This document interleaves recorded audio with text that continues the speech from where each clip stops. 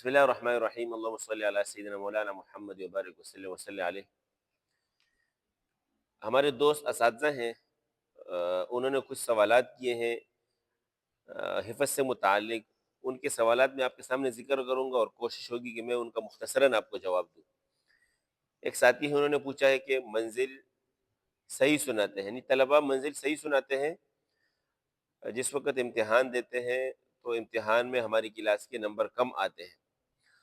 اچھا، آپ کی ترتیب یہ ہے کہ بچے منزل بھی صحیح سناتے ہیں اور آپ جوڑیاں بھی صحیح لگا رہے ہیں۔ دشواری آپ کو یہ ہے کہ امتحانات میں آپ کی کلاس نیچے آ رہی ہے، تو آپ یہاں ایک غلطی کر رہے ہیں۔ وہ غلطی یہ ہے کہ آپ نے بچوں کے جائزے کی ترتیب نہیں بنائی ہے۔ ان بچوں کو آپ نے عادی نہیں کیا ہے، نہ اپنے سامنے نہ دوسرے اساتذہ کے سامنے۔ آپ ایک کام کریں کہ ان بچوں کا جائزہ لیں، روزانہ کا، ہفتہ واری جائزہ لیں، اساتذہ کے ساتھ اس کی ترتیب بنائیں۔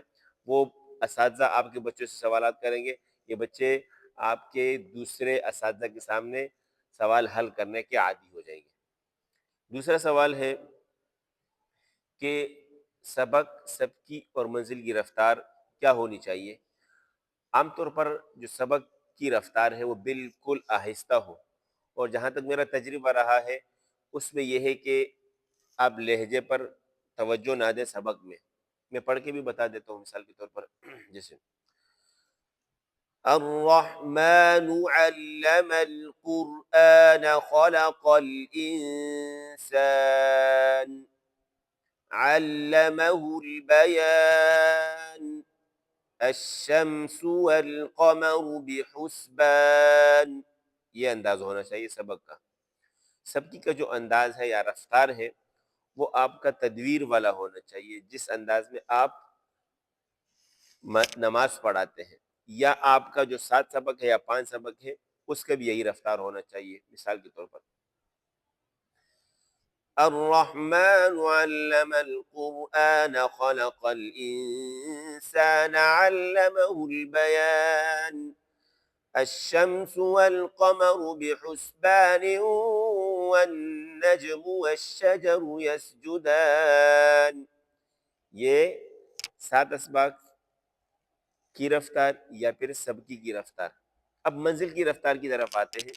منزل کی رفتار کے لیے اگر آپ شیخ ایوب صاحب کو سنیں گے، اس کی بہترین رفتار ہے۔ جیسے جہر کا میں کوشش کروں گا پڑھوں۔ الرحمن علم القرآن خلق الإنسان علمه البيان الشمس والقمر بحسبان والنجم والشجر يسجدان والسماء رفعها ووضع الميزان۔ تو یہ رفتار منزل کے لیے قدر بہتر ہے۔